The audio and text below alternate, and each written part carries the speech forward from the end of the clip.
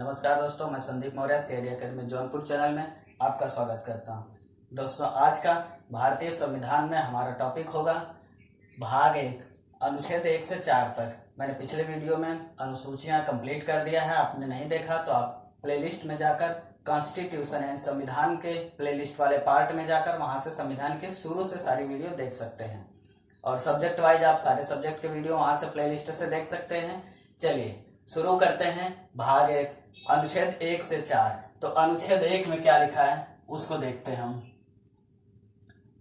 अनुच्छेद 1 में लिखा है संघ का नाम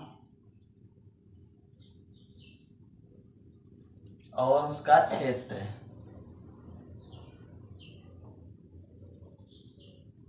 अनुच्छेद 1 का मतलब है भारत राज्यों का एक संघ। भारत क्या है? भारत कोई देश नहीं। मैंने आपको पहले से बताया कि हमारे संविधान में क्या है, राज्यों का एक संघ होगा, यानी बहुत से राज्यों को बटोर कर मिलाकर उनका एक केंद्रीय सत्ता होगी।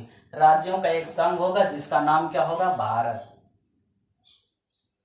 यानी कि इंडिया।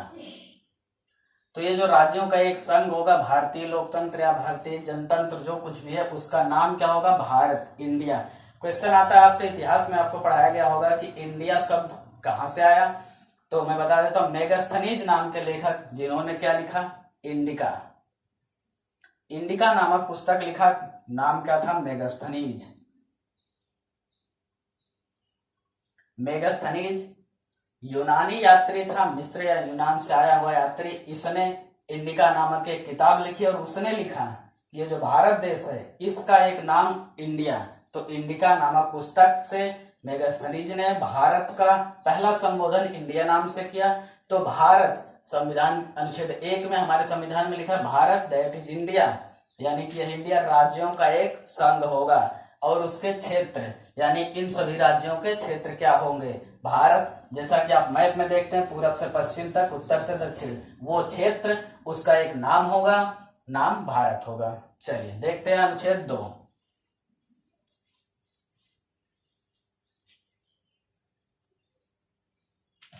अनुच्छेद 2 में लिखा है नए राज्यों का प्रवेश।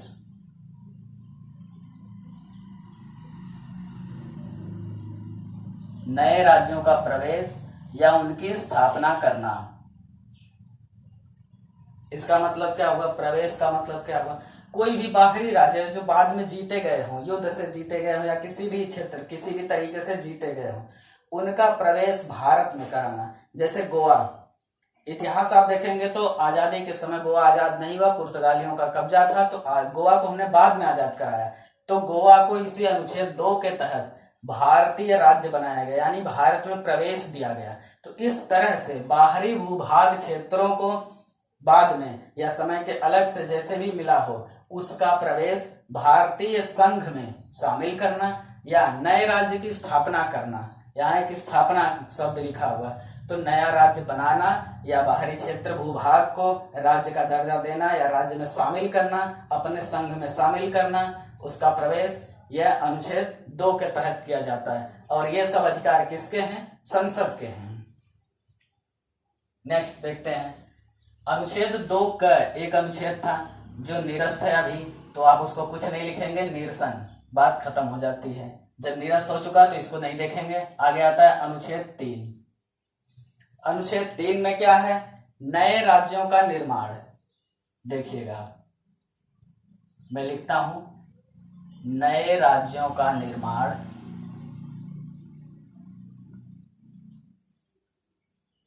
और वर्तमान राज्यों की सीमा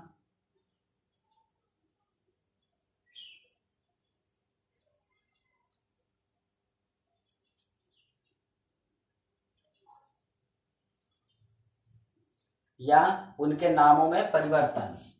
तो यहां लिखते हैं नाम में परिवर्तन। भारतीय संविधान का अनुच्छेद 3 संसद को यह अधिकार देता है कि नए राज्यों का निर्माण किया जाए। जैसे समय समय पर राज्यों का निर्माण होता रहा। कैसे?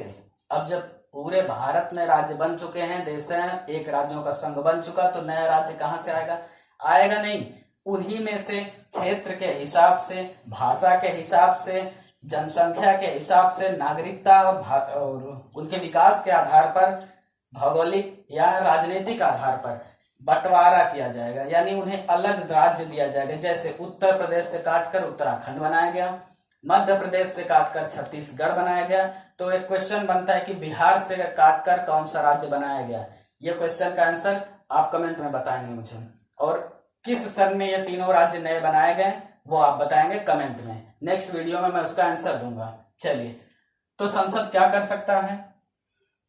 अनुच्छेद 3 के तहत संसद नया राज्य बना सकता है, वर्तमान राज्यों की सीमा निर्धारित कर सकता है, यानी कि किस राज्य की सीमा कहां तक होगी। अब जैसे कुछ राज्य, किसी एक राज्य के अगर अलग भाषी क्षेत्र हो गए, उसकी सीमा ज्यादा क्षेत्रों तक है और वो अलग भाषा बोलते हैं, उनका इस राज्यों से लेन देन नहीं हो पाता, या बाकी क्षेत्रों में दूसरी भाषा है, तो वहां तक राज्यों की सीमा निर्धारित करना यह कार्य भी संसद का है।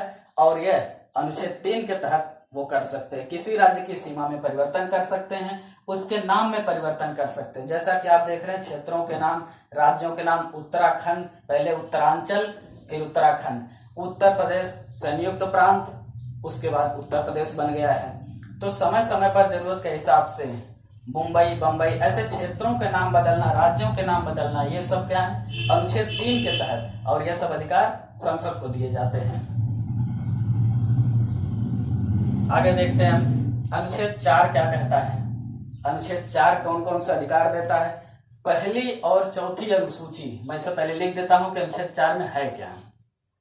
आप मेरे साथ लिखते चलिए।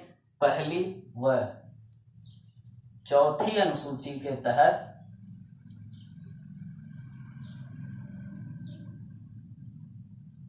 अनुसूचियों वाला चैप्टर पिछली वीडियो में मैंने आपको दिखाया था, आप देख लेंगे। पहली जो अनुसूची चली रही, चौथी अनुसूची में क्या है वो आप उस वीडियो में देखेंगे। तो पहली और चौथी अनुसूची के संशोधन तथा अनुपूरक में संशोधन तथा अनुपूरक और परिणामिक विषयों का उपबंध,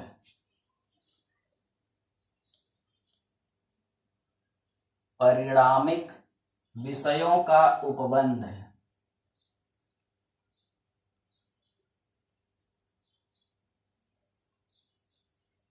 अब और इसमें क्या है करने के लिए? अनुच्छेद 2 और 3 के तहत उपबंध करने के लिए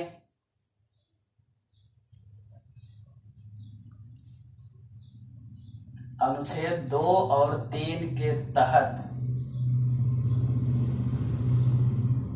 बनाई गई विधियां, अनुच्छेद 4 में लिखा है।